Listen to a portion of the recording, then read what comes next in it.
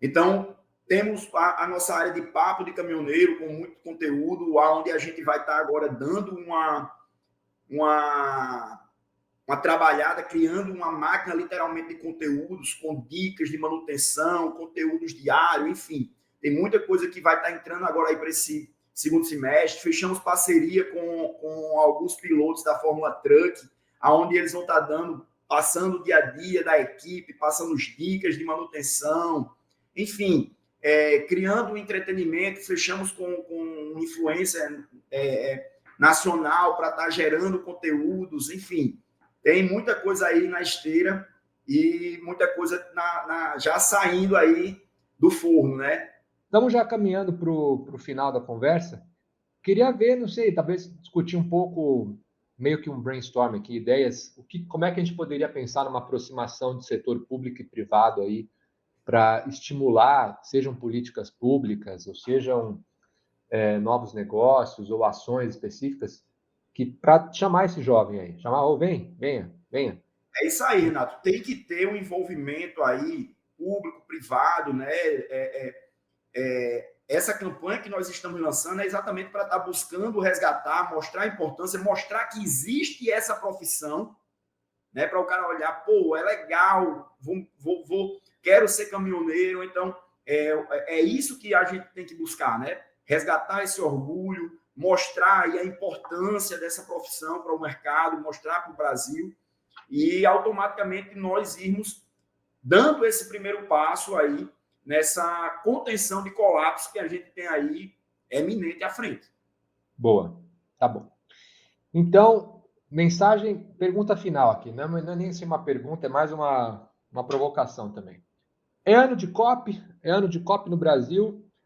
Carbovap e Carboflix são empresas que estão na veia desse negócio.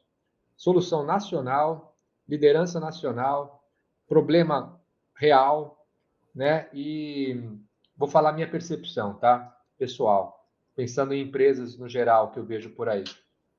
Muitos dedos, muitos cuidados para falar sobre COP, é tudo polêmico, é tudo problemático, não sabemos, Trump está aí, né? Então, se fosse para pensar no lado bem humano, no lado bem, acho que dá para ver claramente na essência aí de você, do negócio que você conduz, que tipo de mensagem, que tipo de propósito a gente poderia transmitir com essa conversa aqui para quem está assistindo e pensando na COP30 e pensando em construir um legado legal para o Brasil, que é onde está a Amazônia, né? Que é onde está o verde, né?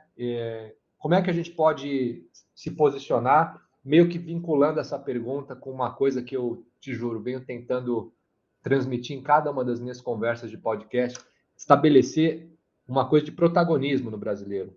Acorda, Brasil. Nós somos ricos.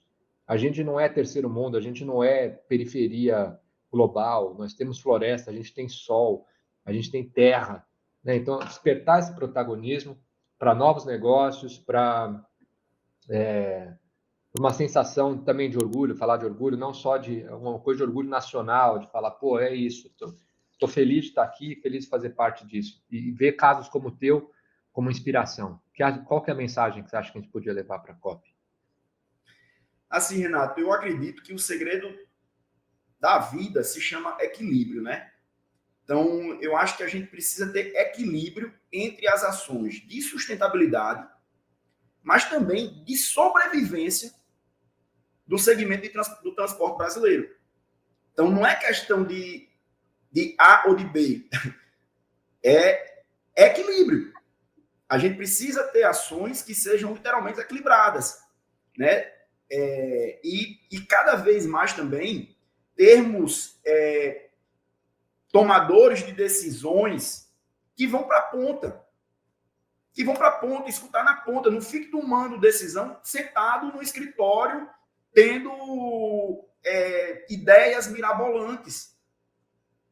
Porque as coisas precisam ser execuíveis. Não adianta a gente estar viajando no fantástico mundo de Bob, a gente precisa entender a realidade do Brasil, a realidade do brasileiro, pô. Então, eu acredito que isso é o que a gente precisa focar e olhar. Tá o mundo todo aí em conflito, cada um olhando o seu, e o brasileiro no fantástico mundo de Bob. É. Então, eu acho que a gente precisa buscar essa relação de equilíbrio e de coisas que de fato sejam execuíveis e que uma não mate a outra. E saiu recentemente um estudo aí que chama O Brasil, que o Brasil quer ser. Eu vi parece que foi um estudo feito aí focado na COP30, uma iniciativa que envolve Presidência da República, Secretaria de cá, Conselho de lá, Comissão Técnica de acolá. Fizeram um estudo que eu achei até interessante, que mostra, assim, reputacionalmente falando, como é que o Brasil se enxerga e como é que o Brasil deveria projetar a sua imagem, né? E são vários, sei mais de 100 slides aqui, mas a mensagem que eu acho que fica como um todo é que nós temos uma cultura que apesar dos nossos problemas, ela tem um diferencial, que é essa coisa do acolhimento. O brasileiro, qualquer lugar do mundo que você vá, você fala, sou brasileiro, a pessoa vai abrir um sorriso, né? Tudo bem, às vezes acha que é porque é país de farra, de futebol, de samba, mas assim, o brasileiro, ele estimula nas pessoas essa coisa positiva. Carismático, né? Isso tem que ser preservado. Porém, uma coisa que está faltando para a gente é o pragmatismo. Então, esse relatório fala isso: acolhimento e pragmatismo. Tem que ter essas duas. O Brasil tem que ser visto como um país pragmático. É o seguinte: ok, entendemos, existe um problema no mundo.